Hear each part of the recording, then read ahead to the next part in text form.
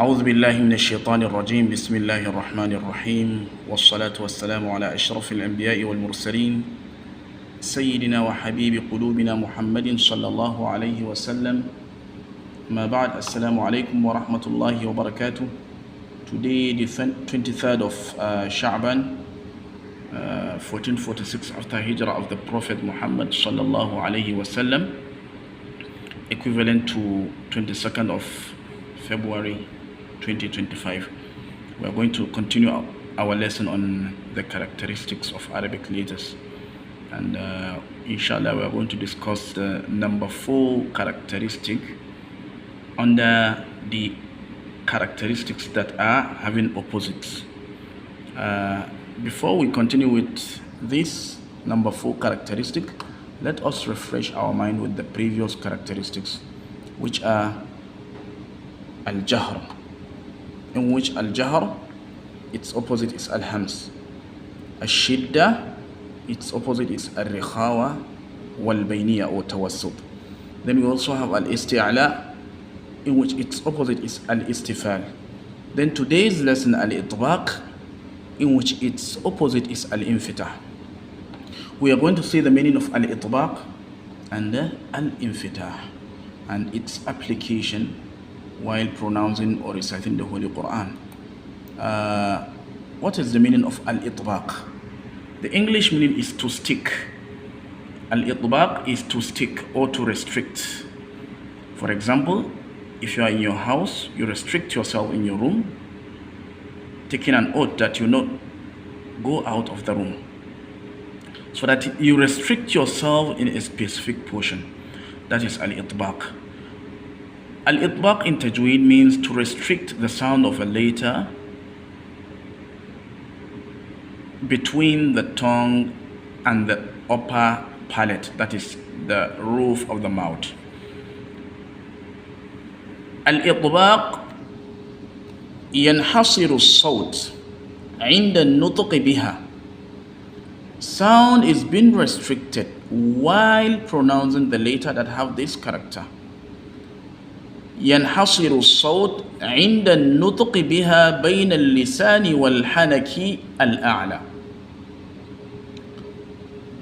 Sound is being restricted while pronouncing the letter that is characterized by al-idbaq.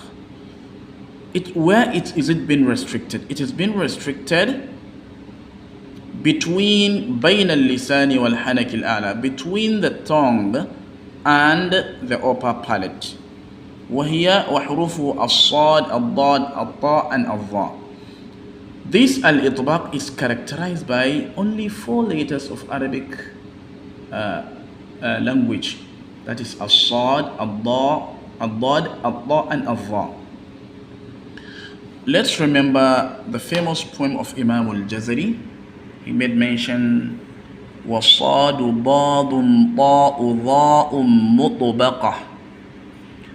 You see, al-idbaq is characterized by 4 letters, meaning its opposite, that is al-infitah, will be characterized by the letters that are not as-sad, al-dad, al-ta, and al-dha.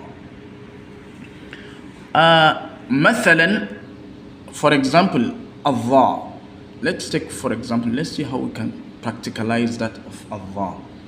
لما يقول القارئ ولا يظلم. That is when the reciter pronouncing the harf al-dha in the word ولا يظلم. يضع طرف لسانه على طرف أثنان,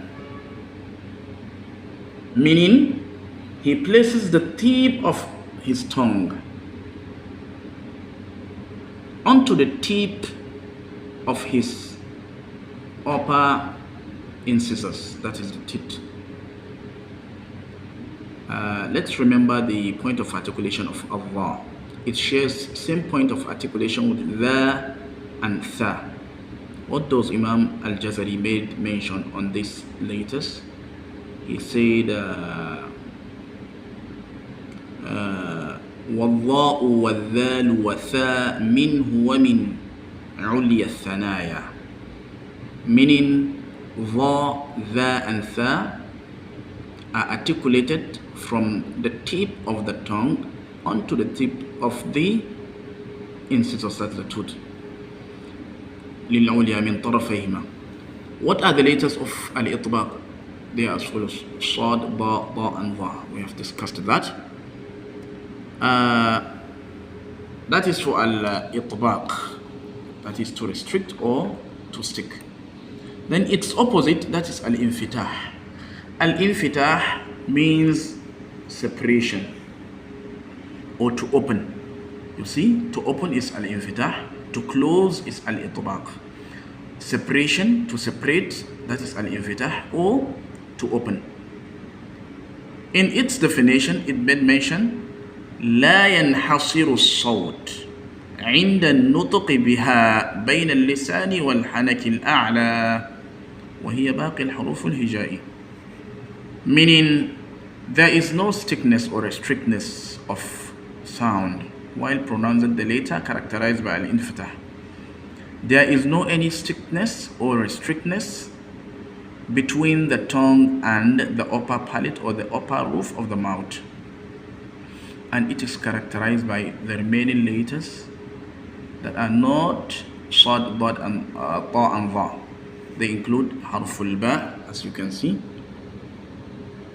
Harful Ta, Tha, Jim, Ha, Kha, and what you have.